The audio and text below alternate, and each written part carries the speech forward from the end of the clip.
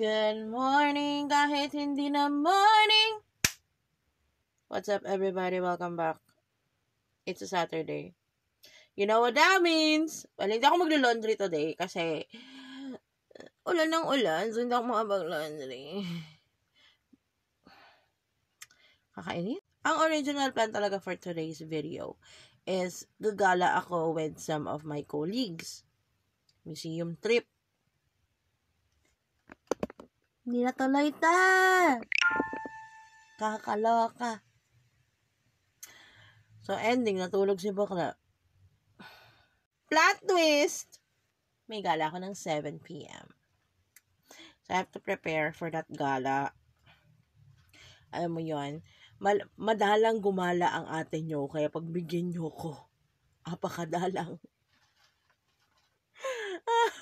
Marami akong hobbies, pero indoor hobbies. As an adult, and yes, I consider myself as an adult now.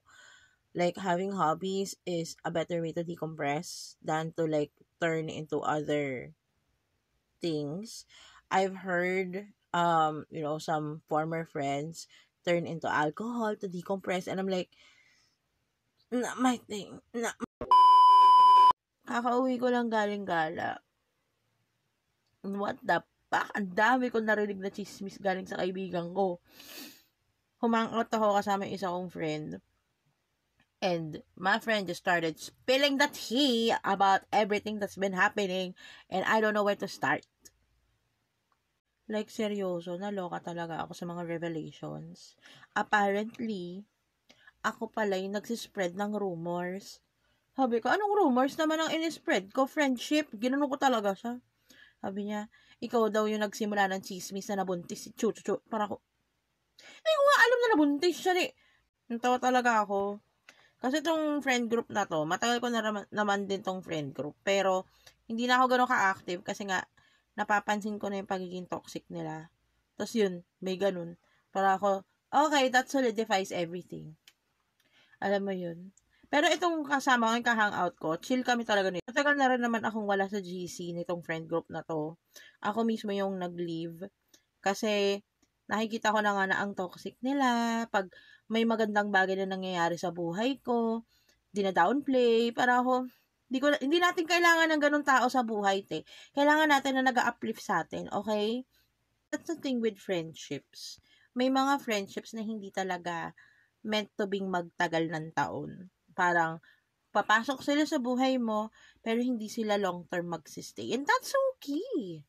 Okay? Wag nyong masakit, pero okay lang. Kaya natin to. Makakasurvive tayo. Ito yung pinakamalala sa chika.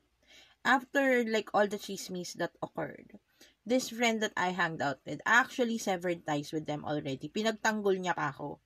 Kasi after I left the GC, I cut contact with everyone, even this friend. Kasi nga, ayoko lang. Like, ayaw. I think this is a Capricorn in me, but if I don't feel that I'm welcomed, my peace is disturbed, like, I don't feel celebrated as I celebrate you, I don't give a freaking flying, I will cut you off. I don't care. Alam mo yun? I appreciate people who appreciate me as well. Ganun ako. And I appreciate this friend who reached out and, like, talagang gusto niyang i-rebuild yung friendship. And gano'n din naman ako. Nag-sorry din naman ako. Dahil hindi ako perfect na tao. May nasabi at nagawa din naman akong hindi maganda. Kaya thank you. Thank you, friend. Welcome back to the chaos. And alam ko, may mga former friends ako na connected pa rin kami sa social media. Na nakikita pa rin nila yung content ko. Nakikita nila yung mga post ko.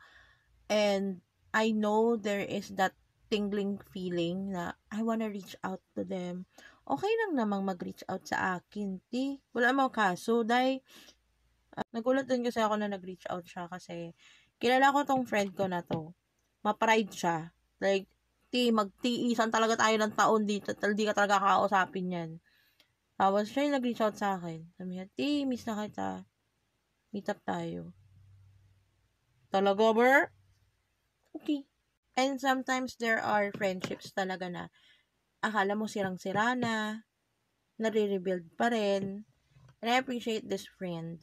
Okay, thank you, friend, for reaching out and hanging out with me. Kasi kailangan ko din. Kailangan ko din na may ka-hangout kasi buryong na ako, nabuburyot na ako din lang naman. Moral of the story is, don't ever fully close the door. Kasi, pwedeng may chance pang bumalik. Sa friendship, ha? Tigilan nyo ako sa ibang mga bagay dyan. Tulog na ako. Good night.